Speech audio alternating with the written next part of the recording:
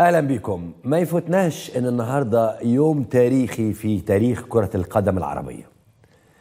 النهارده الحقيقة كان يوم سعيد، اسعدوا قلبنا المغاربة في ماتش قدام كندا، ماتش صعب جدا. المنتخب العربي الوحيد اللي عملها وقدر يصعد للدور الثمانية تقريبا او 16 قصدي. مباراة رائعة قدام منتخب كندا، وفازوا بهدفين مقابل هدف واحد.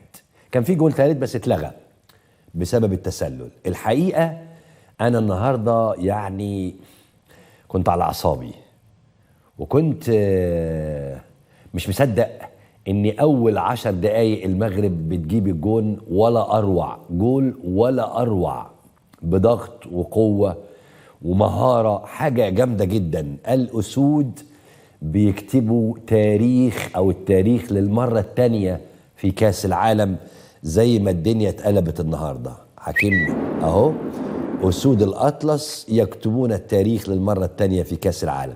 سنه 86 تصدروا مجموعه الموت على حساب انجلترا والبرتغال وبولندا، ده كان 86.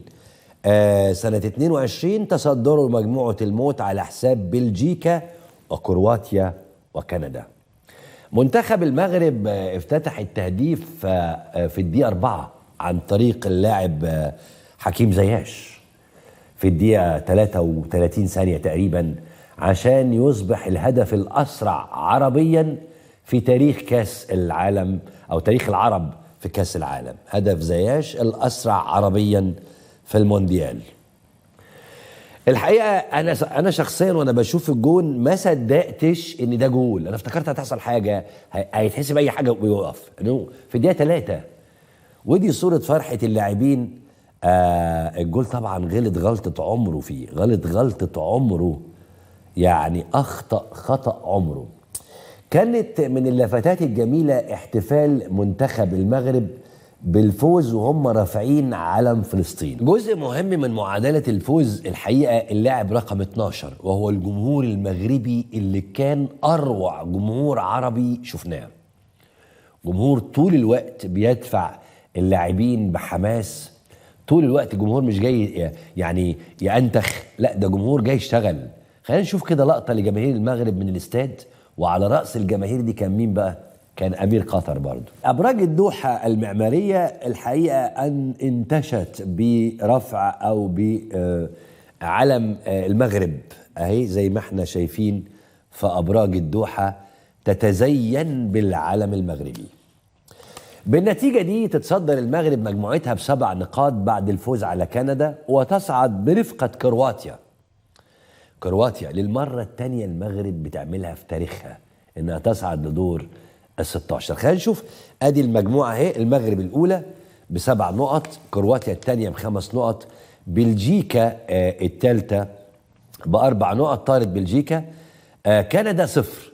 ورغم ان كندا النهارده كانت كده خسرانه الماتش، لكن بصراحه فريق كندا قدم مباراه في الشوط الثاني رائعه.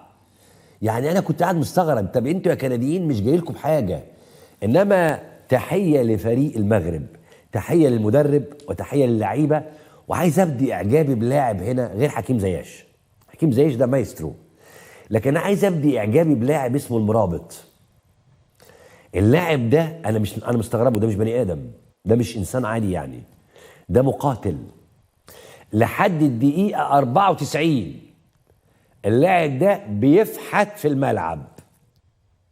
انا لو عليا ادي احسن لاعب في المباراه للمرابط. انا ما اعرفش مين اللي خدها يا علي، مين خد احسن لاعب في الماتش، لكن انا لو بايدي ادي للمرابط، اسمه المرابط، ادي له احسن لاعب في الماتش. مين اللي خدها؟ هو ده اللاعب ده، ايوه هو ده اللاعب. مين اللي خدها بقى؟ ده اللاعب نور الدين المرابط. ده حضارات، ده مش بني ادم عادي، ربنا يديله الصحه. ده لحد الدقيقه 94 بياكل النجيله.